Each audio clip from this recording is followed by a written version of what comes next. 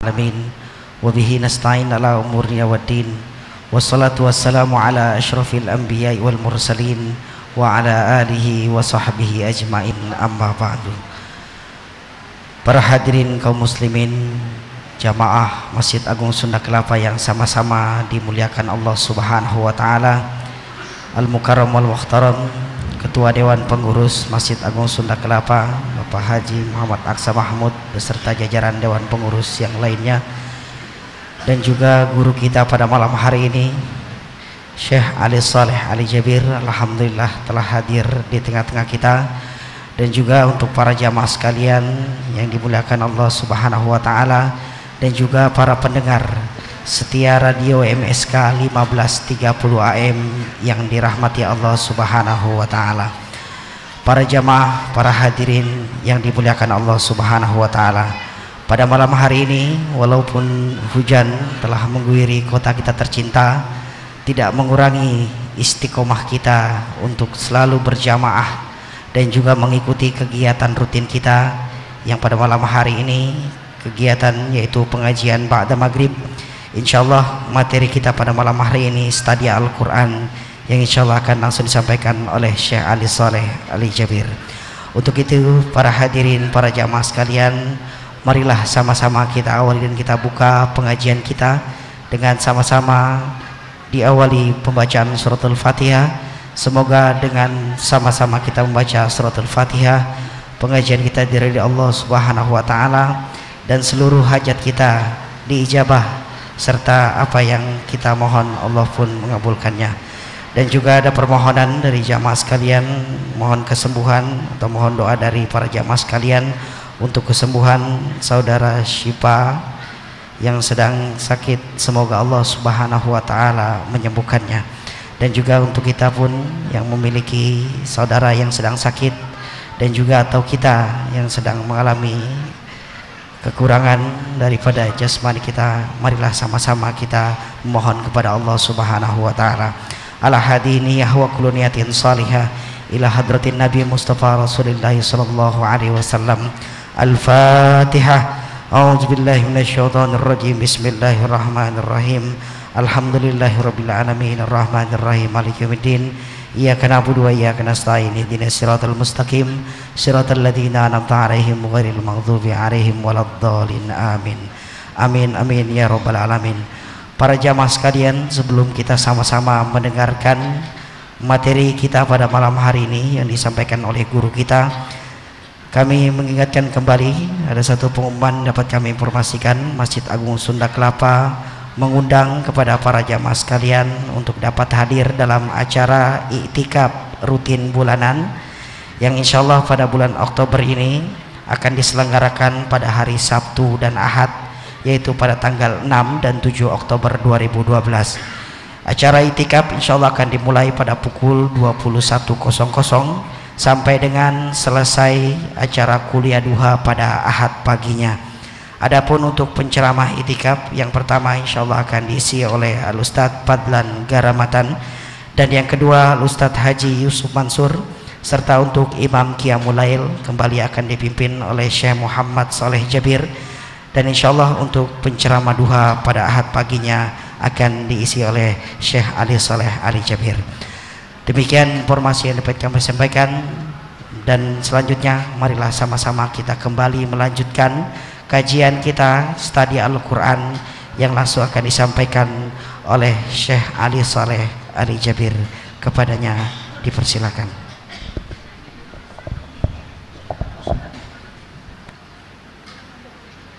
Bismillahirrahmanirrahim. Assalamualaikum warahmatullahi wabarakatuh.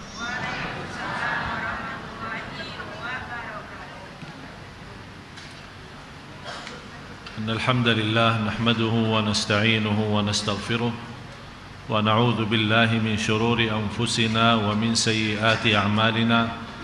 May yahdihillahu fala mudilla lahu wa may yudlil fala hadiya lahu. وأشهد أن لا إله إلا الله وحده لا شريك له وأشهد أن سيدنا ونبينا محمدا عبد الله ورسوله. اللهم صل وسلم وبارك على سيدنا محمد وعلى آله وصحبه ومن تبعهم بإحسان إلى يوم الدين. سبحانك لا علم لنا إلا ما علمتنا إنك أنت العليم الحكيم. Maha suci Allah,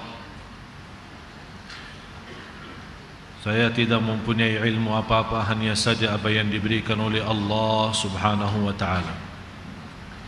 Segala sesuatu yang kita miliki sesungguhnya milik Allah. Oleh karena itu jangan anda sedih atas kehilangan dan kekurangan sesuatu, karena semuanya dari Allah dan kembali kepada Allah Subhanahu wa ta'ala. Para jamaah sekalian, jamaah Masjid Agung Sunda Kelapa, bapak-bapak, ibu-ibu, yang semoga senantiasa diberkahi dan dibuka pintu taufiknya Allah di mana saja berada. Amin.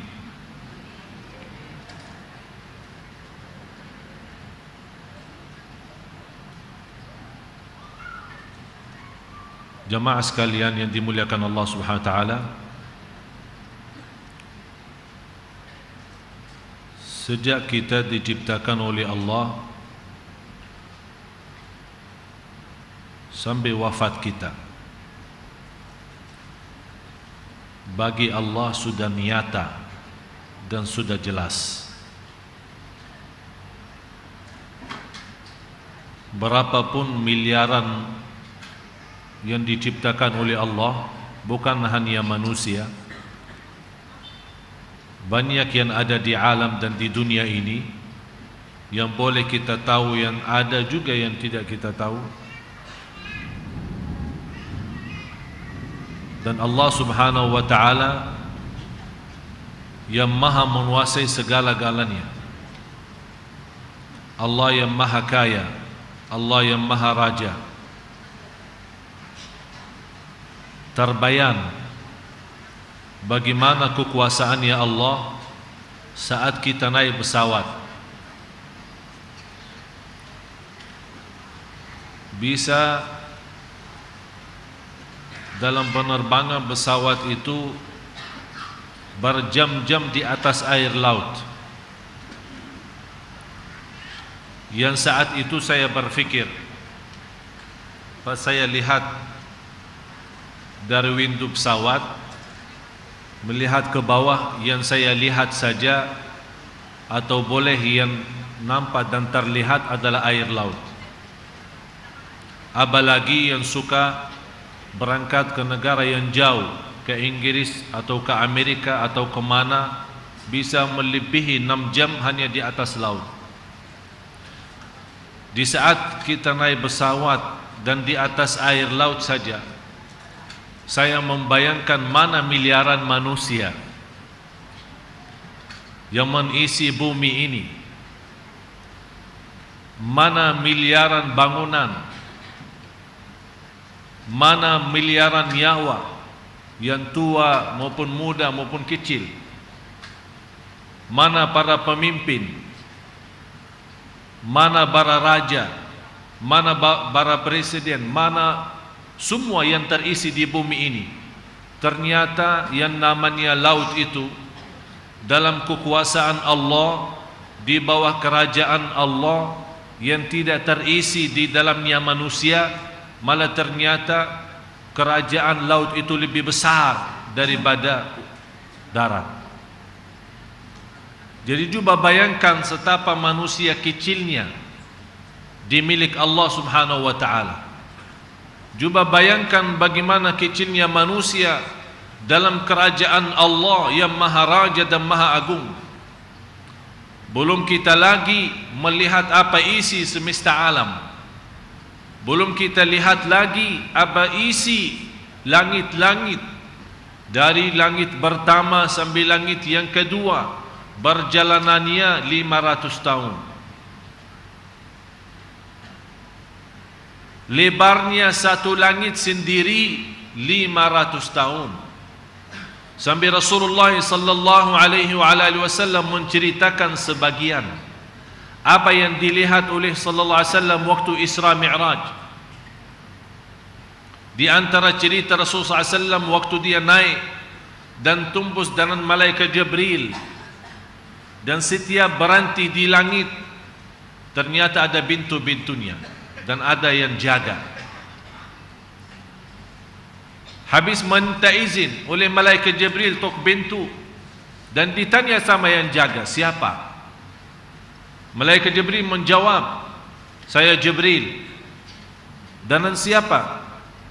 Dan Muhammad sallallahu alaihi wasallam. Kata malaikat yang menjaga, kami diperintahkan tidak boleh buka pintu langit kecuali untuk malaikat Jibril dan Nabi Muhammad sallallahu alaihi wasallam. Dibuka langit yang pertama dan dilihat oleh Rasulullah SAW hal-hal yang dahsyat. Apa yang dilihat oleh Rasulullah SAW bukan hanya berjumpa dan bertemu dalam para Nabi dan Rasul, terutama Nabi kita, Nabi ayah kita, semua keturunannya, Nabi Adam alaihi salam. Sampai kata Rasulullah SAW, saya melihat Nabi Adam alaihi salam setingginya melebihi 70 meter. Setingginya Nabi Adam 70 meter ya. Jadi berapa jamaah Sunda Kelapa kira-kira? Setingginya 70 meter. Dan kalau dia lihat ke sebelah kanannya, senyum dan bangga, senang. Dan kalau dia lihat ke sebelah kirinya, nangis. Heran Nabi Muhammad SAW bertanya kepada malaikat Jibril, kenapa ayahku kalau dia lihat ke kanan senang dan senyum, kalau dia lihat ke kiri dia nangis? Kata malaikat Jibril, yang dilihat sebelah kanannya adalah keturunan Nabi Adam ahli surga, dan begitu dia melihat keturunannya yang masuk surga mesti senang dan bangga. Tapi begitu dia lihat keturunannya yang sebelah kiri ternyata yang dihukumkan masuk neraka, Nabi Adam alaihissalam sedih dan nangis.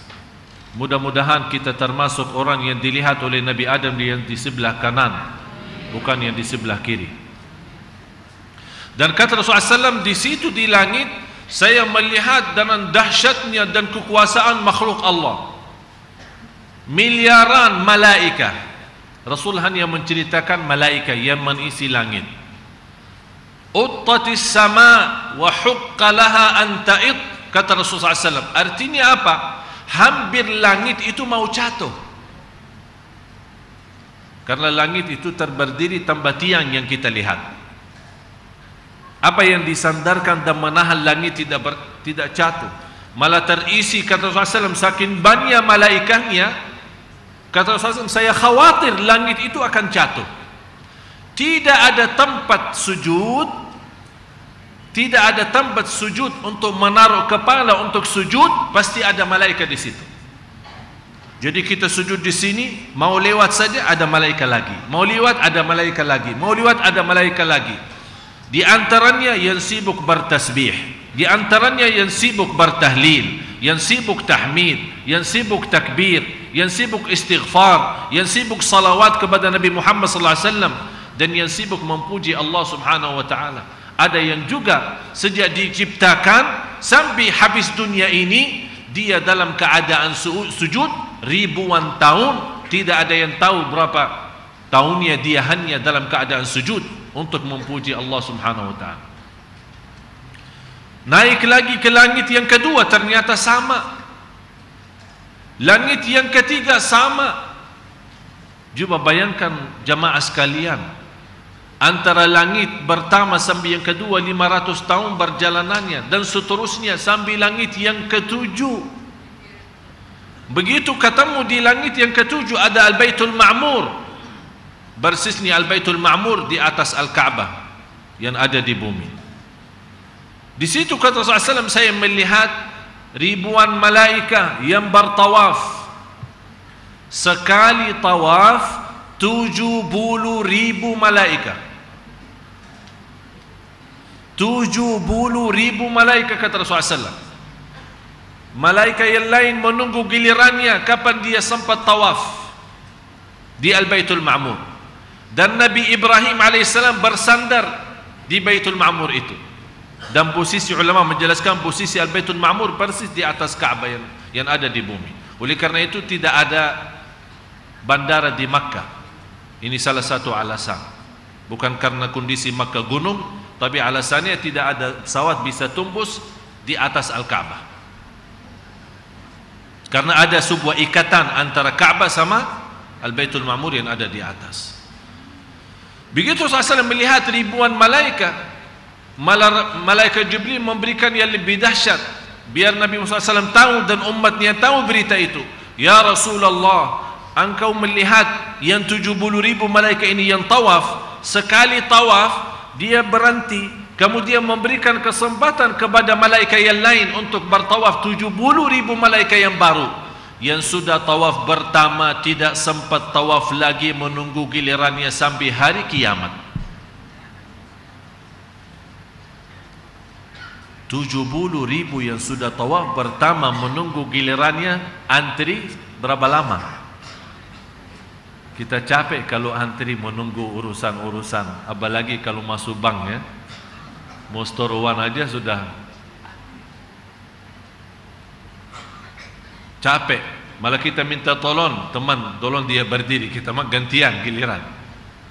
Cuba bayangkan malaikat berdiri menunggu gilirannya supaya bisa tawaf sampai hari kiamat, tidak sempat tawaf lagi yang sudah tawaf. Berarti kira-kira Bapak Ibu, kalau kita menghitungkan berhari saja 70.000, dari sejak belum ada manusia, dari sejak pertama yang Allah menciptakan makhluk-makhluknya, langit, bumi, Baitul Ma'mur dan yang lain-lain termasuk malaikat. Coba bayangkan berapa ribuan, malah bukan ribuan lagi, jutaan, malah bisa miliaran malaikat. Itulah yang difirmankan Allah Subhanahu wa taala di surat Fatir ayat 15. Ba'da a'udzu billahi minasyaitonir rajim. Ya ayyuhan nasu antumul fuqara'u ila Allah wallahu huwal ghaniyyul hamid. Hai manusia, ini panggilan bukan untuk hanya orang Islam saja, malah untuk seluruh manusia. Allah memberikan perhatian, pengumuman supaya kita mengetahui siapa Tuhan kita, siapa yang maha menciptakan kita, yang memberikan segala-galanya. Ya ayyuhan nas, cuba bayangkan sejumlah makhluk Allah, di antaranya malaikat yang tidak pernah bosan beribadah, di antaranya malaikat yang tidak pernah berhenti berzikir, di antaranya malaikat yang tidak pernah capek berdiri sepanjang hayatnya, dan di antara malaikat yang sepanjang hidupnya dia bersujud dan mengisi pujian, mengagungkan Allah Subhanahu wa taala. Ya ayyuhan nas antumul fuqara'u ila Allah. Hai manusia, kalian miskin. Selama masih kita mengangkat tangan kita kepada Allah Subhanahu wa taala, selama kita masih membutuhkan pertolongan Allah, selama masih kita memohon kepada Allah secara lahir batin agar kita mendapatkan segala ampunan, berarti kita fakir. Yang merasa diri tidak butuh kepada Allah, dia sudah menjadi orang yang sombong. Dan di antara ibadah yang sederhana yang menjadi bagi orang mukmin menjadi senjata yang bisa melindunginya dirinya di dunia dan di akhirat adalah doa. Malah kata Umar Al-Khattab radhiyallahu an, yang tidak mendapatkan taufiknya Allah yang tidak pernah berdoa, malah yang selalu dapat taufik Allah yang senantiasa suka berdoa walaupun belum diterima oleh Allah. Jadi Bapak Ibu, tugas kita berdoa, bermunajat. Bukan urusan kita Allah terima atau tidak, Allah kabulkan atau tidak, itu tidak perlu difikirkan. Yang kita fokuskan bagaimana kita terus menerus berdoa kepada Allah Subhanahu wa taala. Aktsirud du'a, sampai Rasulullah pesan berbanyaklah doa. Sampai kata sahabat, ya Rasulullah, bagaimana kita berbanyak? Kata Rasulullah SAW, Allah tidak akan berhenti memberikan pertolongannya selama anda tidak berhenti doa. Allah tidak akan berhenti memberikan pertolongannya selama anda tidak berhenti berdoa. Berarti kalau kita berhenti doa, kita yang sudah memberhentikan pertolongan Allah untuk diri kita. Jadi al-muwaffaq, yang senantiasa mendapatkan taufik ini Allah, yang selalu berdoa. Apalagi doa yang terindah munajatnya di waktu malam hari. Orang semua lagi tidur, kita bangun, habis tahajud kita tumbahkan semua masalah di atas sajadah kita. Dan inti dan hikmah, tolong Bapak Ibu hafal hikmah ini. Inti dan hikmah daripada ujian dan bala, Allah mengeluarkan doa dari kita. Kadang-kadang kita lupa doa, atau kita kadang berdoa secara rutin, atau ikut ramai-ramai doa, tapi tidak ada bisikan dan bermunajat yang ikhlas, yang disukai oleh Allah Subhanahu Wa Taala. Ikhlasnya belum sampai. Oleh kerana itu Allah kirimkan cubaan dan ujian. Disitulah saat kita bilang, ya Allah, betul-betul lagi susah, betul-betul lagi sakit, betul-betul lagi butuh. Jadi keluarnya ya Allah betul-betul tersentuh. Orang mendengar saja bisa tersentuh, apalagi yang sendiri berdoa. Ada seorang, itu cerita terjadi sama saya sendiri di Makkah. Orang Mesir, pas kita masuk ke Masjidil Haram waktu tawaf, biasa waktu saya sebelum ke Indonesia, saya di Madinah, suka dengan ayah saya setiap bulan mesti umrah. Jadi ayah saya kan istrinya 2. Ini tidak senang kalau dibawa cerita dulu. Jadi giliran ayah saya bulan pertama sama ibu saya, bulan kedua sama ibu tiri saya. Padahal ibu tiri kan yang pertama sebenarnya. Jadi ibu tiri yang pertama, dah tahu disebut ibu tiri ya di sini. Jadi yang pertama karena ibu saya kan yang muda, habis pertama dapat anak 1, jadi setiap bulan menjadi kewajiban dia bawa istrinya umrah, habis umrah silaturahim keluarga yang ada di Makkah, silaturahim keluarga yang ada di Madinah, terus pulang. Dan saya perhatiin ayah saya, kalau dia berangkat misal jam sore, 2 hari atau 3 hari pulang jam sore. Begitu dia bawa ibu saya, dia balik berangkat dengan jam yang sama, pulang dengan jam yang sama. Saya bertanya sama ayah, sambil tertarik perhatian saya bilang, kenapa ayah saya menjaga seperti itu? Dia bilang ini salah satu ikhtiar saya untuk berlaku adil.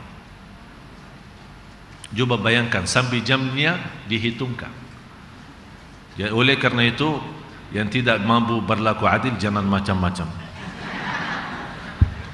Kemudian pas giliran ibu saya ikut berangkat ke masing-masing dengan anaknya. Apalagi ibu saya kan anaknya dari yang pertama cuma anak 1, kita anak banyak. Jadi kita kan giliran masih kecil jadi sama ayah.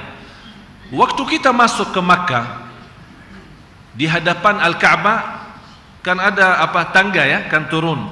Sebelum masuk ke kawasan tawaf kan ada tangga kita turun. Persis di tangga itu saya mendengar ada 2 anak sama ayahnya dari Mesir. 3 mereka ini yang menarik perhatian saya, lagi ribut berbicara dengan suara keras, jadi menarik perhatian orang. Mereka ini anak berkata dengan ayahnya, bagaimana kami lepaskanmu untuk jalan sendiri? Kamu buta, tidak bisa lihat. Kamu buta. Kalau kita lepasin nanti jatuh. Dia tetap menahankan dan menekankan anaknya, lepaskan aku. Saya mau berjalan sendiri sampai Al-Ka'bah. Dia masih posisinya di atas tangga itu. Anaknya lepasin. Sambil saya lihat dengan mata sendiri beliau nangis. Dan berdoa dengan bahasa Mesirnya. Bukan bahasa Mesirnya artinya bahasa kampungnya ya, bahasa daerahnya, bukan bahasa Arab murni, bukan bahasa Quran. Dia berkata begini, ya Allah, dia dari lahir, ceritanya dari lahir buta. Dia bilang, ya Allah, saya datang dari jauh. Saya langsung terjemahin ya, tidak usah pakai bahasa Arabnya. Ya Allah, saya datang dari jauh. Pertama kali menginjak bumi tanah suci ini, saya punya keinginan satu. Ya Allah, aku mohon, kalau memang Allah berduli sebagai hamba Allah, saya mohon sekali saja kasih saya sehat supaya bisa melihat Ka'bah. Habis itu silahkan ambil lagi, biar buta lagi. Umurnya 70 tahun. Apa yang terjadi jemaah? Itu peristiwa terjadi persis di depan mata dan anaknya ada di bawah tangga. Beliau belum menurunkan tangannya, sungguh subhanallah sambil nangis, berteriak Allahu Akbar, labbaik Allahumma labbaik, labbaik la syarika laka labbaik, innal hamda wan ni'mata laka wal mulk la syarika lak. Dan dia berkata, indahnya Al-Ka'bah, bisa melihat indahnya Al-Ka'bah. Dia berkata seperti itu, ternyata indah Al-Ka'bah. Dan anaknya kaget semua, nangis, ayah saya bisa lihat, emang bisa lihat Ka'bah. Dan dia berjalan sendiri sampai Al-Ka'bah, mencium Al-Hajarul Aswad.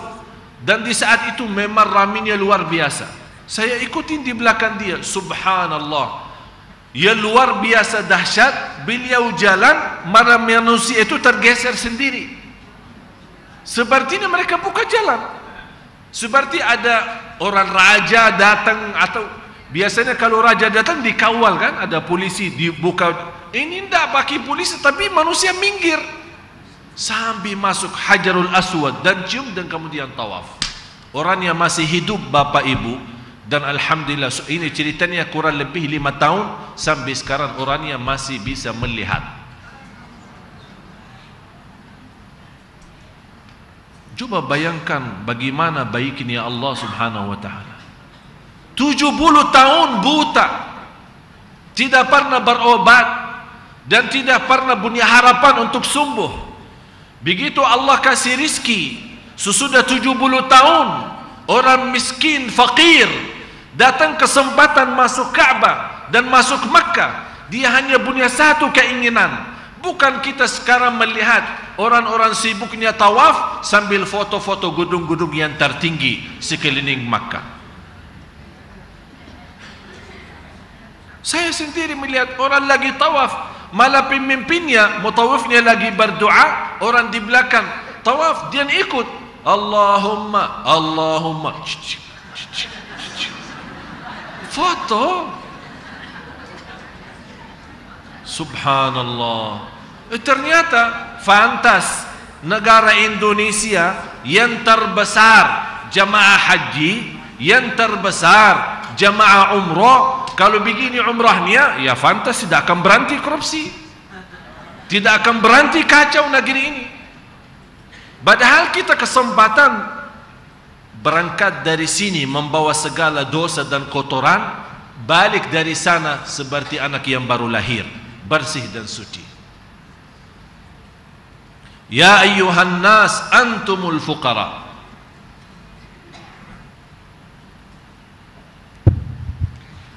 Hai manusia, kamulah yang berkehendak kepada Allah, dan dialah yang maha kaya, tidak memerlukan sesuatu lagi, maha terpuji.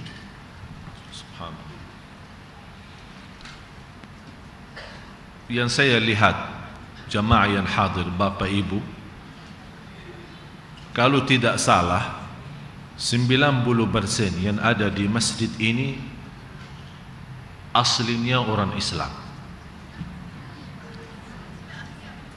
Faham gak? Hah?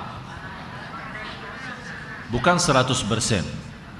Berarti salah faham maksud saya. Maksud saya, di antaranya ada yang mu'allaf. Betul kan? Artinya mu'allaf, ada yang baru 2 tahun, ada yang barangkali 10 tahun, ada yang 20 tahun, tapi yang lahir Islam dan sampai sekarang masih Islam, mudah-mudahan sampai akhir hayat Islam iman 90%.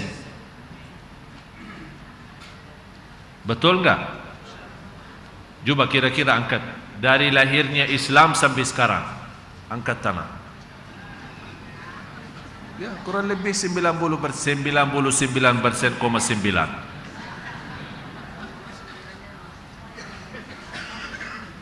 Beda antara orang Muslim, kalau boleh saya berkata orang Muslim murni sama orang Muslim mu'allaf. Artinya orang Muslim kenal Islam, habis dapat petunjuk, hidayah, apa-apa sebabnya, tidak perlu kita bahas apa sebabnya dia masuk Islam. Walaupun seluruh turunan Nabi Adam memang lahir atas Islam iman, tapi berubah sebabnya pendidikan orang tua.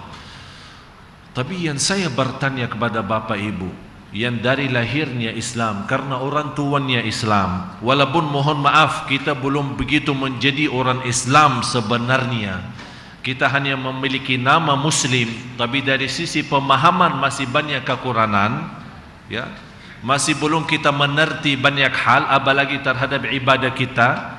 Malah saya banyak kenal orang-orang begitu sudah tua mulai belajar Islam, bagus, alhamdulillah, ketika ada kemauan belajar, ya, walaupun sudah mendekati kematian boleh belajar, karena belajar itu tidak ada waktu tertentu.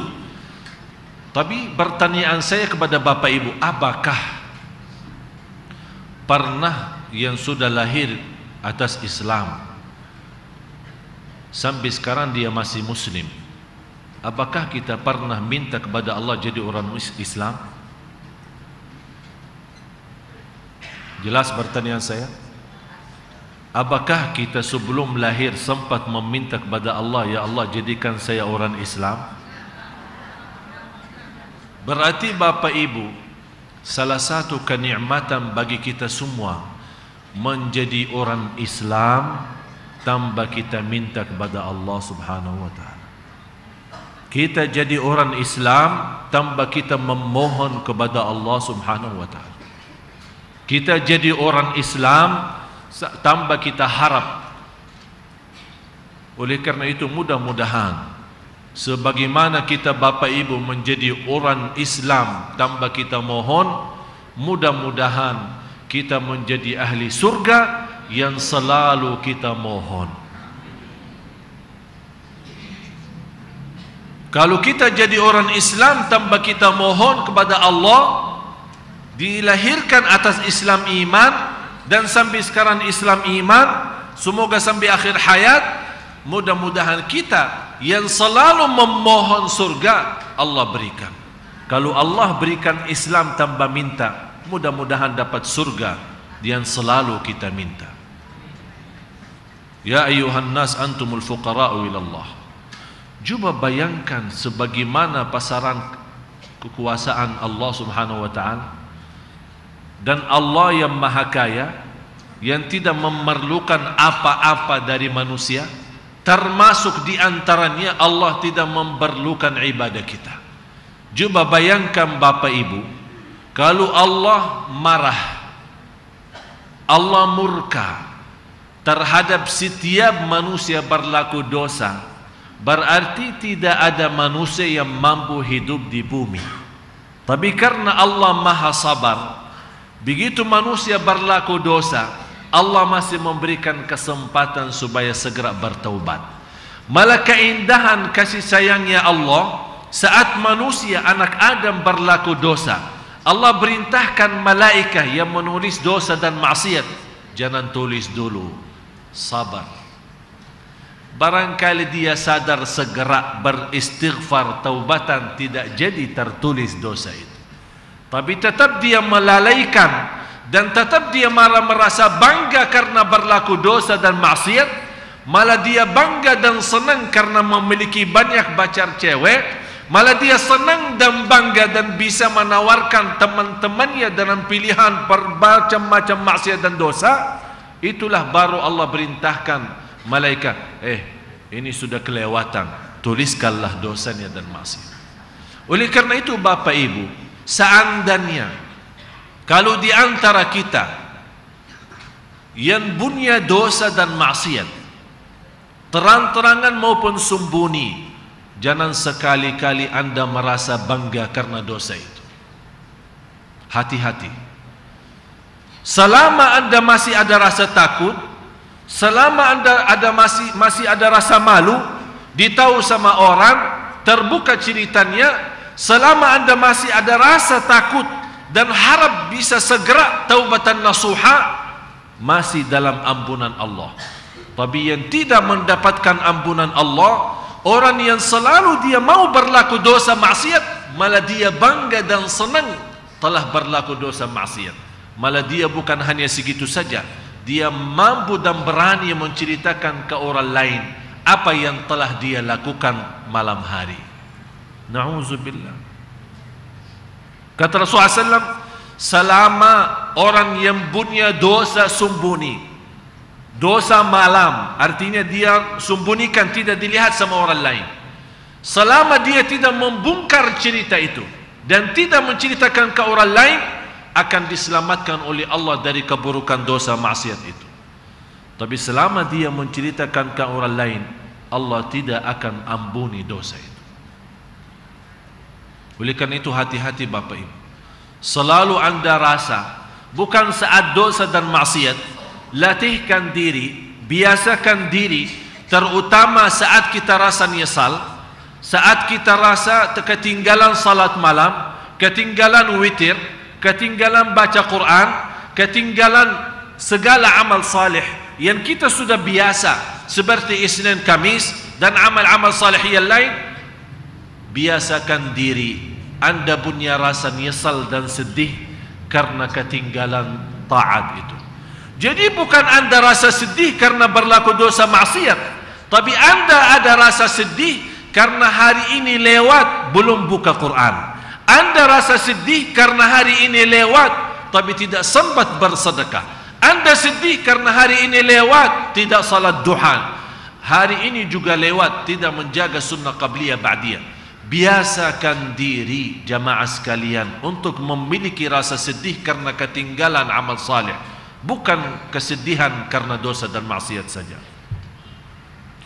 Ya ayuhan nasu antumul fuqara'u ila Allah wallahu huwal ghaniyul hamid. Ayat yang selanjutnya membuktikan bagaimana Allah Maha Kaya dan Allah tidak memerlukan kita sebagai hamba-hambanya dan sebagai makhluknya. In yasha' yudhibukum wa ya'ti bi khalqin jadid. Kira-kira terbayang seberapa jumlah makhluk Allah yang di langit dan di bumi, yang bergerak maupun yang diam, yang nampak maupun tidak, yang tidak bisa kita hitungkan.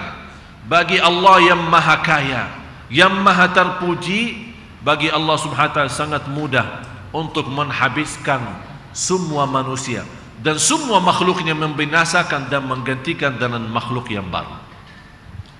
Jika Dia Allah menghendaki, niscaya Dia memusnahkan kamu dan mendatangkan makhluk yang baru untuk menggantikan kamu.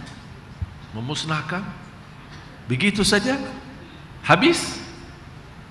Ini semua miliaran makhluk, manusia, jin, malaikat, binatang, tanam-tanaman, bermacam-macam ada yang kita tahu, yang kita tidak tahu. Ternyata bagi Allah yang Maha Kaya sangat kecil. Allah bisa menghabiskan mereka ini semua dan menggantikan dengan makhluk yang baru. Makhluk yang baru yang bagaimana? Yang seluruhnya berzikir, menimba Allah, mengagungkan Allah, memuji Allah, mencintai Allah, tidak berubah sama sekali sampai akhir hayat. Apakah Allah tidak mampu itu? Malah justru Allah, bagi Allah Subhanahu wa taala, ma khalqukum wala ba'thukum illa ka nafsin wahidah.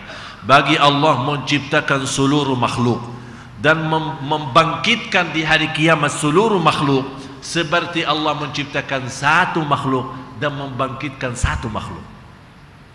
Coba bayangkan, bagi Allah menciptakan seluruh makhluk, membangkitkan di hari kiamat seluruh makhluk, seperti menciptakan satu dan membangkitkan satu. Bagi Allah sama. Subhanallah. Allah maha kuat, Allah maha raja, Allah maha segala-galanya. Oleh karena itu, orang yang ingin berlaku dosa dan maksiat, jangan melihat kecilnya dosa, tapi lihat yang sedang melihat kita itu siapa. Bisa kita malu kalau dilihat sama orang tua kita, bisa malu dilihat sama suami kita, istri kita, anak kita, keluarga kita, sahabat kita. Kita malu. Malah begitu ada seorang melihat kita di tempat dosa maksiat, kita malu. Salah nyangka, bukan salah fikir kita berlaku dosa maksiat, kita hanya lewat, tapi ternyata kita lewat di satu tempat, lokasi itu dikenal tempat subuhat, tempat dosa maksiat. Kita tidak ada niat sama sekali, cuman kita hanya lewat saja, dilihat sama seorang lain, langsung kita datangi, jangan salah faham, saya cuma lewat saja. Kita takut ada manusia salah faham terhadap kita. Apalagi bagi Allah yang nyata, yang jelas, melihat apa yang tersembunyi dalam hati kita. Allah maha melihat. Apa yang kita jawab? Masa ada rasa malu Allah melihat kita sedang berlaku dosa? Artinya Allah menurunkan segala nikmat, malah kita melawan Allah dengan dosa dan maksiat. Sampai Allah berfirman di hadis qudsi, muazzan, Allah berfirman di hadis yang qudsi, ya ibn Adam, engkau tidak ada rasa malu?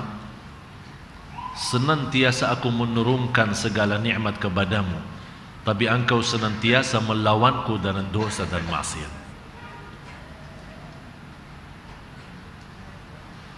Astaghfirullah.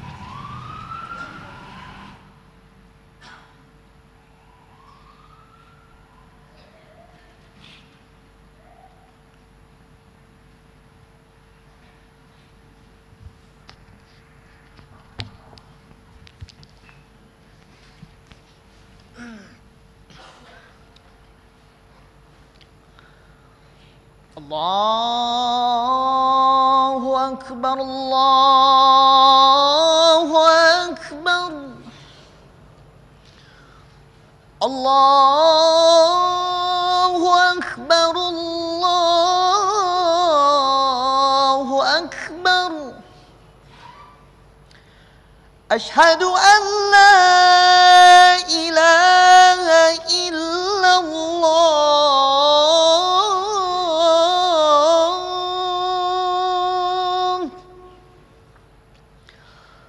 أشهد أن لا إله إلا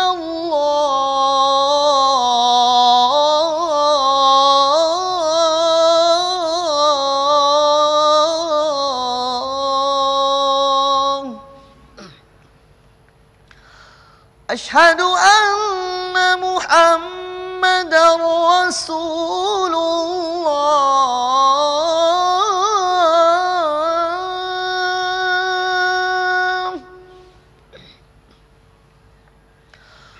أشهد أن محمدا رسول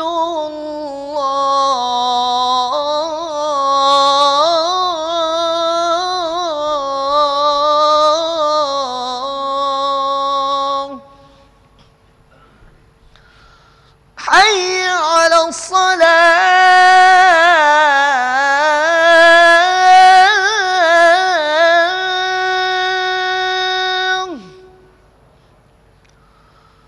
حي على الصلاة.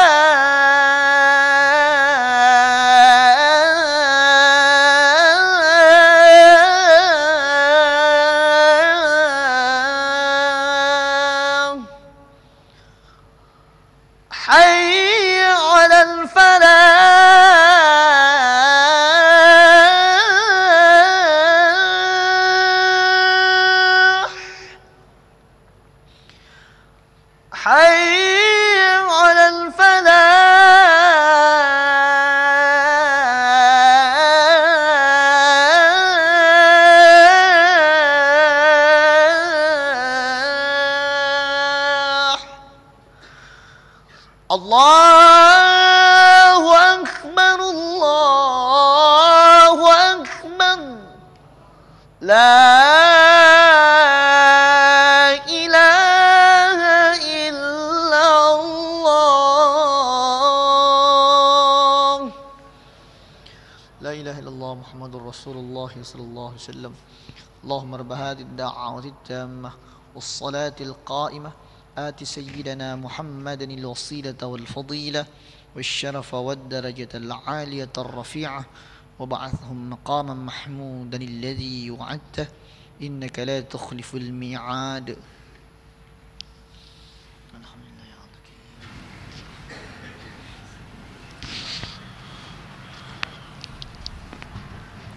الله أكبر الله أكبر لا إله إلا الله والله أكبر.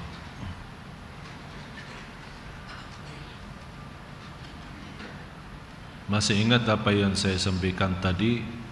Jadi inti dan hikmah daripada cubaan dan ujian adalah untuk kita berdoa. Allah mau dengar bisikan doa. Allah paling senang, suka. Kenapa Allah suka doa pas ada cubaan dan ujian? Karena memang doa di saat itu keluarnya benar. Sampai kita merasa sudah putus asa, sudah kita berikhtiar ke sana sini, ternyata seluruh manusia menutupi jalur dan pintu. Kita betul-betul sudah pasrah lahir batin, tidak ada jalan lain. Kita bermunajat kepada Allah dalam keadaan betul-betul lagi butuh. Jadi orang itu bukan hanya saat senang, dia saat senang berdoa, tapi saatnya dia susah doanya luar biasa. Tapi yang na'udzubillah, orang yang saat senang tidak pernah berdoa, malah saat susah malah mati rasa ya. Tahu mati rasa? Faham mati rasa? Tidak ada rasa, mati rasa. Sampai pernah saya berjumpa sama seorang, dia lagi diuji Allah. Saya bilang, Pak, jalan keluarnya satu, doa. Jangan putus doa. Dia bilang, saya lagi senang saja doa tidak diterima, apalagi lagi susah. Saya bilang, inilah namanya mati rasa. Allah sengaja memberikan cubaan dan ujian untuk kita mendapat ampunan, untuk kita bisa melatih diri ikhlas. Coba saat Bapak Ibu, saat mohon maaf orang-orang minta sama kita di jalan di mana-mana, kira-kira ada yang pernah minta sama kita, Pak, kasih sedekah ya. Kalau tidak mau kasih ya terserah. Kira-kira ada enggak begitu?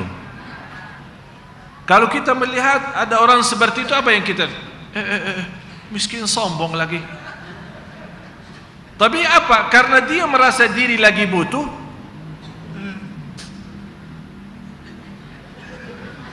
padahal tak nangis, pura-pura nangis.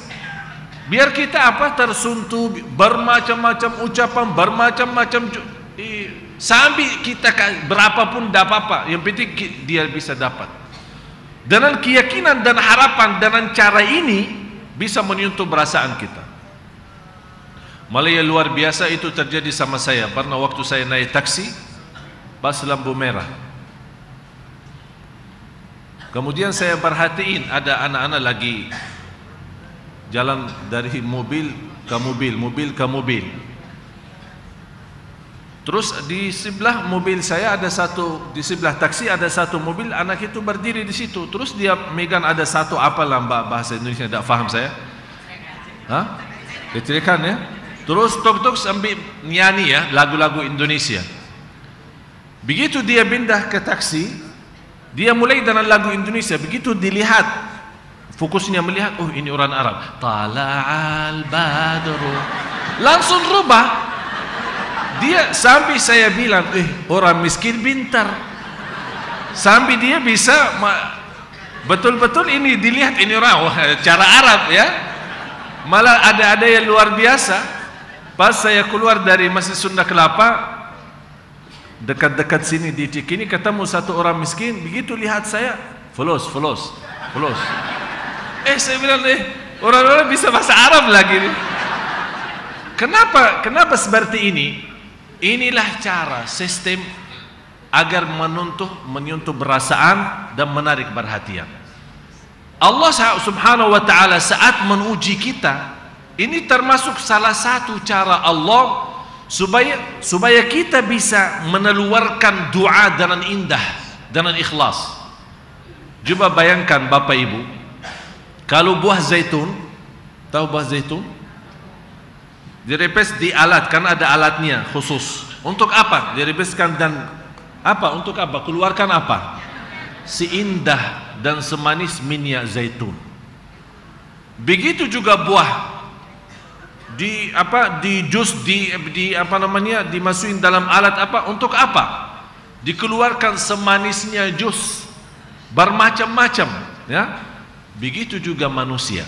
Begitu Allah menguji manusia untuk kompres manusia untuk mengeluarkan apapun yang termanis dalam hatinya. Apa yang termanis dalam, sebagaimana minyak zaitun keluar dari dalam buah zaitun, jus yang manis keluar dari dalam buah yang manis, begitu juga saat kita diuji sampai kita betul-betul sempit, sampai putus asa, sampai sudah merasa tidak punya harapan apa-apa, apa yang keluar dari hati kita? Ikhlas, cinta, penuh harapan. Tidak ada selain Allah yang maha menolong. Inilah manisnya yang Allah cari. Manis yang tersembunyi, yang selama ini saat kita serang tidak pernah keluar. Memang ada manusia tidak pernah keluar keindahan dan manisnya yang tersembunyi dalam hatinya, kecuali kalau diinjak. Mohon maaf bahasa kita ya, kalau diinjak baru keluar manisnya. Oleh karena itu Bapak Ibu, latihkan diri saat Anda senang, bisa menurunkan segala manisan yang ada, karena Allah maha kaya dan Allah maha terpuji. Allah paling senang dipuji. Kalau kita diberikan segala pertolongan oleh seorang manusia seperti kita, tapi selalu saat kita minta tolong dia, selalu dia bantu. Apapun yang kita butuh dia kasih, apapun yang kita minta dia berikan. Kira-kira saat kita sempat puji dia, mau enggak? Siapa yang tidak mau? Karena kita tahu ini sebuah kewajiban, orang ini selalu bantu, padahal manusia sama-sama manusia. Dan saya selalu sampaikan, manusia dan manusia lain memiliki 4 sifat: miskin, fakir, dhaif, dan lemah. Miskin, ya selama dia masih meminta kepada Allah Subhanahu wa taala. Fakir, selama dia tidak bisa berbuat apa-apa selain dengan pertolongan Allah. Kemudian dhaif, ya lemah.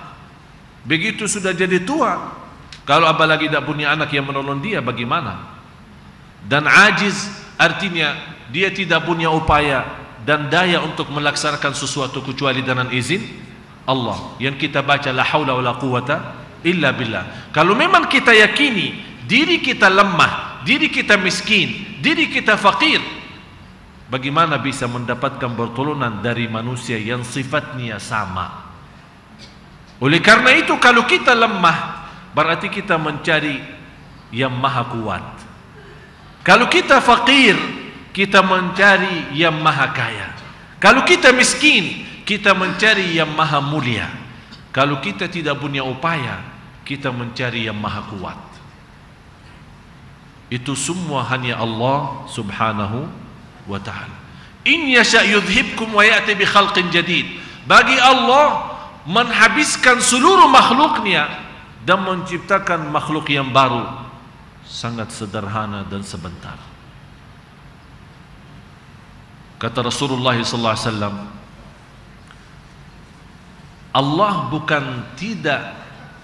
Allah tidak benci dosa maksiat, tapi Allah suka istighfar kita. Coba bayangkan Bapak Ibu, Rasulullah SAW bersabda, laula annakum la tudhnibun. Coba bayangkan, laula annakum la tudhnibun, Kalau kita diciptakan Allah tapi tidak ada dosa dan maksiat sama sekali. Kalau tidak ada dosa maksiat, mohon maaf, berarti tidak ada istighfar kan? Biasanya istighfar ada, kenapa? Karena kita merasa diri salah, merasa diri banyak kekurangan. Kata Rasulullah SAW, kalau seluruh makhluk Allah, terutama manusia, tidak ada dosa maksiat, akan Allah membinasakan mereka, menciptakan manusia yang baru, yang bisa dosa dan maksiat, kemudian istighfar, karena Allah suka istighfar. Faham? Jadi bukan Allah tidak benci dosa atau Allah suka dosa, bukan itu, tapi Allah menyukai istighfar. Cuma bayangkan kalau seluruh manusia yang ada di bumi, miliaran manusia, semuanya tidak berdosa dan maksiat, kata Rasulullah, Allah tidak senang. Malah Allah membinasakan mereka dan menciptakan makhluk yang baru yang bisa dosa dan maksiat, dan intinya habis itu beristighfar.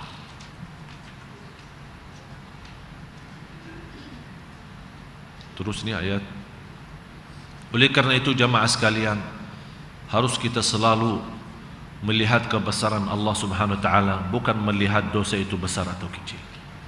Kita malu kalau terhitung kita bangun subuh tapi belum termasuk orang yang sudah salat malam.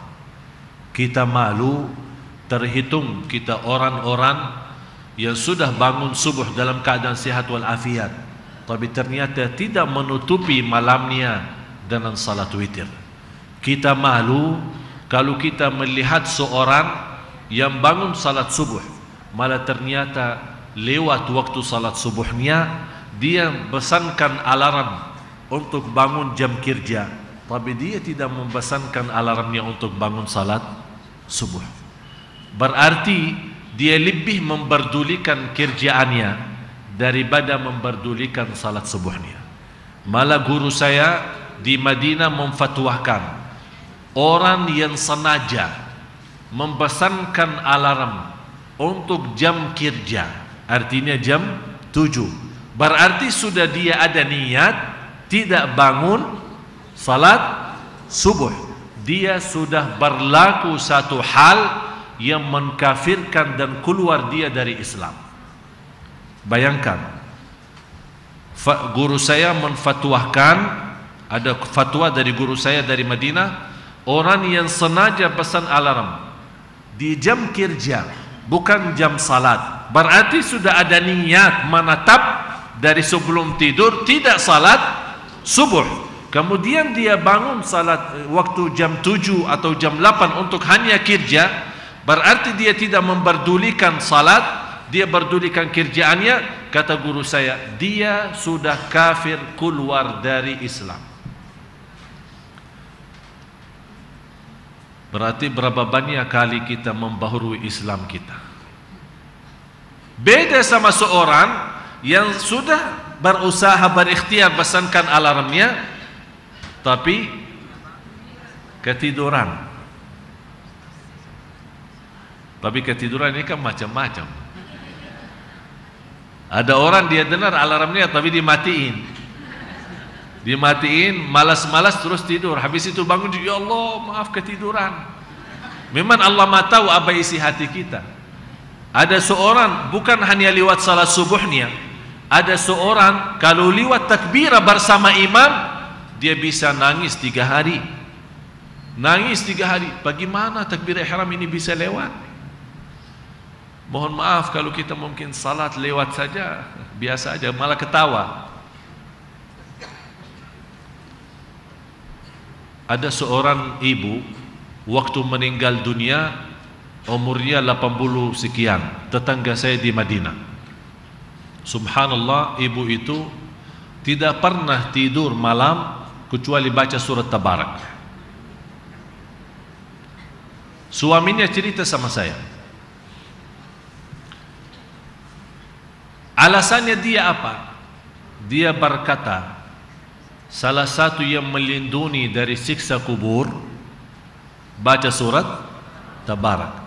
Saya takut setiap malam tidur bisa jadi malam itu terakhir bagi saya di dunia, masuk di alam kubur, belum membawa berlindungan surat Tabarak.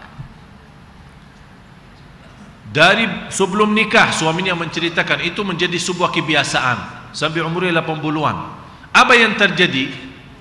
Pas dikuburkan, diantar jenazahnya ke kuburan, kuburnya sendiri keluar harumnya, harum kalau kita bilang bahasa Arab ward, bunga ya, harum bunga keluar dari kuburannya. Sampai sekian lama habis dikuburkan, biasa apalagi di Baqi'. Sekarang orang bertanya, kalau di Baqi' macam mana ini dari zaman Rasulullah sampai sekarang kok dah penuh-penuh ya? Berapa jutaan manusia dari 1400 tahun yang lalu. Padahal Baqi' itu masih segitu aja ukurannya. Tapi macam mana bisa mencukupi? Biar Bapak Ibu tahu, di Baqi' ini yang ada di Madinah lebih daripada 10.000 sahabat Rasul. Lebih daripada 10.000 sahabat Rasul. Kalau di syuhada Uhud pernah terjadi banjir besar. Itu di sejarah Madinah. Terjadi banjir besar sesudah wafatnya syuhada Uhud, kuburan Sayyidina Hamzah dan orang-orang yang waktu perang Uhud. Ada banjir besar terjadi di kota Madinah sampai air turun dari gunung Uhud, terbongkar semua kuburan syuhada Uhud. Sejak mereka dikuburkan 400 tahun. Sesudah mereka dikuburkan sudah berapa lama? 400 tahun terbongkar semua kuburan syuhada Uhud. Sampai terlihat badan-badan sahabat. Yang ini ada ceritanya dalam sejarah Madinah. Ada satu buku namanya Sejarah Madinah. Apapun yang terjadi di zaman jahiliyah sebelum Rasul dan sesudah Rasul, sampai yang menulis buku itu, semua cerita-cerita yang terjadi di masa itu selama di kota Madinah. Di antaranya cerita banjir itu yang terbesar. Yang indah, kuburan syuhada Uhud yang sudah 400 tahun dikuburkan, begitu terbongkar dan dikuburkan lagi, badan mereka masih hangat, malah bekas darah-darah mereka karena meninggal syahid masih juga hangat, dan sepertinya badan mereka masih utuh, padahal mereka sudah 400 tahun. Jadi cerita di Al-Baqi', yang pengurus-urus Al-Baqi' itu salah satu kenalan kita, dia menceritakan beberapa sekian lama yang sudah dikuburkan kita bongkar. Kita bongkar orang yang ada di kubur, kita bongkar, kita pindahin. Kalau dia yang terisi memang masih utuh badannya, dibiarkan. Tapi yang sudah menjadi tulang hancur, kita kumpulkan semua tulang-tulang itu menjadi di dalam satu kuburan. Terkumpul semua isinya hanya tulang-tulang. Di antaranya cerita si ibu itu. Begitu mereka mau bongkar kuburannya, belum gali, belum banyak, belum masuk ke dalam, mereka mencium baunya atau harumnya bunga. Sampai habis itu puluhan tahun yang telah dikuburkan. Begitu ditanya sama keluarganya, memang ternyata kebiasaan ibu itu membaca surat Tabarak setiap malam mau sebelum tidur. Berarti Bapak Ibu, dari tanda-tanda yang kita lihat, dari amalan dan ayat-ayat ini, bagaimana kita sangat membutuhkan segala sesuatu dari Allah. Apa itu sesuatu itu, lahir maupun batin, dunia maupun akhirat. Apalagi di zaman-zaman ini yang banyak fitnahnya, banyak godaannya, kita sangat membutuhkan bagaimana supaya kita mendapatkan pertolongan Allah di setiap waktu dan setiap saat. Apalagi di ujung hayat kita, apalagi di akhir hayat kita, apalagi di hari kiamat. Inilah amalan-amalan yang sederhana. Istiqamah baca surat Tabarak, istiqamah jaga witir, istiqamah jaga salat duha, istiqamah bersedekah, jangan berhenti berdoa, jangan berhenti berzikir, jangan berhenti membaca kitabullah setiap hari walaupun satu ayat. Dan ini insya Allah yang menjadi tema khutbah saya besok. Khutbah saya Jumat besok ini, besok Khamis, lusa Jumat. Saya membawakan khutbah yang bertema Al-Quran temanku. Al-Quran temanku. Bagaimana kita bisa menjadikan Al-Quran sebagai teman? Kapan saatnya kita bisa menjadikan Al-Quran? Saya tidak bilang 24 jam, tapi saya bisa mengharapkan bisa kita memegang Al-Quran paling tidak seperti kita megang BlackBerry. Itu paling tidak. Itu istilahnya Quran temanku. Yang saya herankan, kalau kita keluar rumah, saya berkali-kali terjadi sama saya dan teman-teman begitu sudah berjalan jauh, oh maaf balik. Kenapa? Ada yang tertinggal. Apa? HP. Tapi kira-kira kapan Bapak Ibu ada saatnya kita bisa berjalan jauh, sudah jauh dari rumah kita, balik. Terus apa? Ada yang tertinggal. Apa? Quranku. Yang tertinggal Quranku. Jadi pada kita betul-betul menjaga HP, malah kita menjaga Al-Quran. Al-Quran salah satu yang ada di dalam tas kita. Kemana kita pergi, bukan ada surat penting yang kita punya, bukan hanya KTP, bukan hanya ATM, bukan hanya pulsa, bukan hanya vouchernya, bukan hanya apapun yang kita butuhkan sehari-hari, tapi di antaranya yang kita selalu membawa adalah Al-Quran. Itulah cara jadikan Al-Quran sebagai temanku. Mudah-mudahan dengan amalan-amalan yang sederhana kita bisa mendapatkan perlindungan Allah Subhanahu wa taala. Saat kita hidup, saat kita sakratul maut, maupun saat kita di alam kubur, yang Allah Maha tahu apa yang kita akan hadapi. Tidak ada yang bisa menceritakan apa yang telah dihadapi oleh orang meninggal. Kita bisa menceritakan bermacam-macam ayat yang Allah sudah sendiri menceritakan. Kita bisa menceritakan apa yang disampaikan Rasulullah SAW terhadap siksa ahli kubur atau kehidupan ahli kubur. Tapi setahu saya tidak ada yang bisa menceritakan secara terang dan jelas apa yang akan kita hadapi di alam kubur. Hanya orang yang sudah sendiri di alam kubur. Kalau boleh orang yang sudah di alam kubur keluar dan menceritakan apa yang terjadi, saya yakin kita tidak akan bisa tidur lagi. Saya yakin itu. Oleh karena itu, marilah kita sama-sama bersiapkan diri sebelum masuk di alam kubur itu. Apapun tempat tinggal kita dan dimanapun tempat tinggal kita, di rumah mewah, di rumah biasa, dengan keluarga maupun sendiri, di tempat yang teraman maupun di tempat yang tidak teraman, semuanya bagi kubur itu sama saja. Karena posisi kita satu, lokasi kita satu, tapi yang berbeda adalah isinya. Apa isi kuburan kita? Kalau kita rajin salat malam, rajin jaga salat 5 waktu, rajin senantiasa beristighfar, rajin senantiasa bersalawat kepada Nabi Muhammad SAW. Itu yang saya juga tekankan, salawat. Kita bisa mendapatkan 3 hal dari salawat. Diselesaikan hajat kita, diampuni segala dosa kita, dan dijauhkan dari segala kesusahan dan kesulitan, hanya lewat salawat kepada Nabi Muhammad SAW. Apa keberatannya Bapak Ibu? Kemana saja perginya, di mana saja anda berada, dalam keadaan wudu atau tidak, selalu membawa salawat kepada Nabi Muhammad SAW. Allahumma salli ala Muhammad, ya Rabbi salli alaihi wasallam. Dalam berbanyak salawat kita terjamin dapat syafaat Nabi beliau. Dalam banyak salawat kita mendapatkan posisi yang terbaik di hari kiamat, dekat dengan beliau sallallahu alaihi wasallam. Marilah kita sama-sama berdoa. Mudah-mudahan dalam doa kita sama. Apalagi baru habisnya turunnya hujan, dan waktu turunnya hujan itu doa makbul.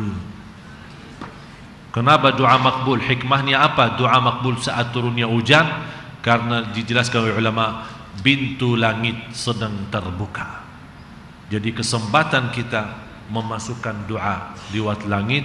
Semoga Allah melihat isi hati kita Bapak Ibu, dan dikabulkan segala hajat kita, diampuni segala dosa kita, diberikan segala kemudahan. Ya Allah ya Arhamar Rahimin. Allahumma salli ala Sayyidina Muhammad wa ala ali Sayyidina Muhammad. Ya Allah ya Dzal Jalali wal Ikram. Ya Allah ya Tuhan kami, ampunilah segala dosa kami, ampuni segala dosa besar maupun kecil kami, ampuni dosa terang-terangan maupun sembunyi, ampuni ya Allah dosa di mana saja kami berlaku, birahmatika ya Arhamar Rahim. Ya Allah sucikan hati kami, bersihkan jiwa kami, ampuni segala dosa lahir batin kami ya Rabbal Alamin. Ampuni dosa mata kami, ampuni dosa tangan kami, ampuni dosa langkah-langkah kaki kami. Ya Dzal Jalal wal Ikram. Ya Allah, berapa kali kami ketiduran dari waktu salat subuh, berapa malam kami ketinggalan salat malam, dan berapa kali kami ketinggalan salat tahajud. Berapa hari ya Allah lewatnya hari-hari kami tanpa kami membaca kitab-Mu. Ya Allah, ini semuanya menjadi salah dan kekurangan kami. Ampuni ya Allah salah kami, ampuni ya Allah salah kami, tutupi kekurangan kami dan tutupi aib-aib kami.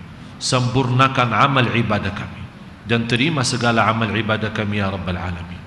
Ya Allah, walaupun amal kami belum fantas menjadi ikhlas dan amalan ibadah kami belum begitu sempurna, tapi dengan maha kasih sayang-Mu, dengan rahmat-Mu, dengan segala ampunan-Mu, ya Allah, terimalah segala amal ibadah kami walaupun kami belum mampu menyempurnakan dan ikhlas. Ya Dzal Jalali wal Ikram. Ya Allah, ampunilah orang tua kami, sayangi orang tua kami. Kami tidak mampu dan tidak akan mampu membalas kebaikan kedua orang tua kami. Kami serahkan kepada Engkau ya Allah, anjadikan orang tua kami mulia di sisi-Mu dunia akhirat. Orang tua kami yang masih hidup, kuatkanlah kami lahir dan batin agar senantiasa kami berbakti baik sama mereka dan terhadap mereka. Orang tua kami yang telah meninggal, ya Allah, jadikan kuburan mereka raudhah min riyadil jannah, taman dari taman surga. Jauhkan ya Allah kuburannya dari siksa neraka. Ya Dzal Jalali wal Ikram. Ya Allah, berilah kepada kami kemuliaan bertemu dengan orang tua kami di surga-Mu ya Allah.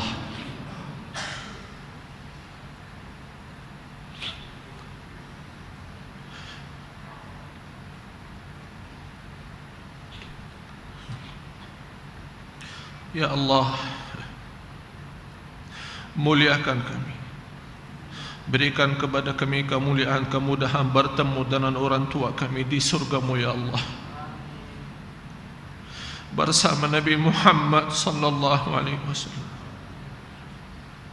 Ya Allah, kuatkanlah kami lahir dan batin agar kami istiqamah membaca kitab-Mu, agar senantiasa setiap hari dan setiap saat kami mendapatkan berkat dan cahaya Al-Quran ya Allah, yang menyinari kehidupan kami, yang memimpin kehidupan kami, supaya kami selamat dunia akhirat ya Rabbal Alamin.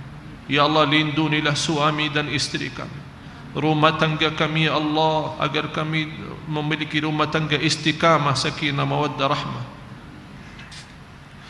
Istiqamah ya Allah, rumah tangga kami bersatu dalam taqwa dan iman sampai akhir hayat. Pelihara anak dan cucu kami ya Allah menjadi anak dan cucu salih-salihah dan istiqamah atas taat kepada-Mu. Anak dan cucu kami yang senantiasa berturut dan taat, yang senantiasa mengikuti dan menturuti orang tuanya ya Rabbal Alamin. Ya Arhamar Rahimin. Karena kami khawatir anak dan cucu kami tergoda dari fitnah dunia, dari fitnah harta, dari fitnah segala-galanya dalam lingkungan kami. Ya Allah, kami mohon ya Allah, Engkau maha kaya, Engkau maha terpuji, Engkau maha segala-galanya. Rahmatilah kami dan pimpinlah kami, karena sungguh kami senantiasa hamba-Mu, hamba-Mu yang tidak bisa melepaskan diri dari hendak-Mu.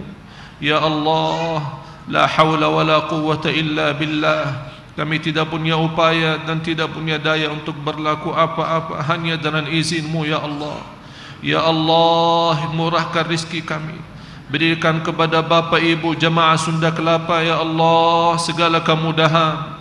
Di antara bapa ibu yang sakit, sembuhkan penyakitnya, sehatkan badannya. Di antara bapa ibu ya Allah yang berhutang, lunaskan hutannya. Ya Allah, di antara bapa ibu yang memiliki persoalan, permasalahan di rumah tangga ya Allah, di malam ini yang saatnya turun hujan ya Allah, selesaikan segala masalahnya dan penuhi segala hajatnya, hajat lahir, hajat batin. Ya Allah, aku mohon untuk bapa ibu tidak ada yang keluar dari Masjid Agung Sunda Kelapa malam ini sampai terhapus segala dosanya. Ya Allah, aku mohon untuk bapa ibu tidak ada yang keluar dari Masjid Agung Sunda Kelapa malam ini sampai membawa masing-masing ridha Allah ya Rabbal Alamin. Ridha-Mu ya Allah, ridha-Mu ya Allah. Karena dengan ridha-Mu ya Allah kami mendapatkan segalanya dunia akhirat ya Arhamar Rahimin. Ya Arhamar Rahimin, ampuni saudara kami muslimin, muslimat, mukminin, mukminat yang hidup maupun yang telah wafat. Ya Allah, selamatkan ya Allah jamaah kami, jamaah Sunda Kelapa, jamaah semua negara Indonesia, jamaah haji. Ya Allah, selamatkan mereka berjalanan dalam keadaan sihat wal afiat dan lancar ibadahnya, dan kembali ke tanah air membawa haji mabrur dan mendapatkan segala ampunan dosa-Mu ya Rabbal Alamin. Ya Arhamar Rahimin, Ya Arhamar Rahimin, Ya Arhamar Rahimin. Ya Allah, inilah permohonan kami, inilah doa kami, inilah ya Allah hajat kami. Ya Allah, terimalah, kabulkanlah, ya Allah ijabalah, innaka antas sami'ul alim, wa tub alaina innaka antat tawwabur rahim. Rabbana atina fid dunya hasanah wa fil akhirati hasanah wa qina adzaban nar. Wa sallallahu ala sayyidina wa nabiyyina Muhammad wa ala alihi wa sahbihi wa sallam. Walhamdulillahi rabbil alamin. Subhanakallahumma wa bihamdika asyhadu an la ilaha illa anta astaghfiruka wa atubu ilaik. Wassalamualaikum warahmatullahi wabarakatuh. Alhamdulillah wa syukurillah, demikianlah para jamaah sekalian, dengan diakhiri dengan doa kita bersama yang dipimpin oleh Syekh Ali Shalih Al-Jabir. Semoga apa yang sudah kita panjatkan Allah Subhanahu wa taala mengabulkannya, dan semoga dengan pengajian kita pada malam hari ini bermanfaat untuk kita semua. Untuk itu marilah sama-sama kita akhiri majlis kita dengan sama-sama membaca alhamdulillah, alhamdulillahirabbil alamin. Wassalamualaikum warahmatullahi wabarakatuh.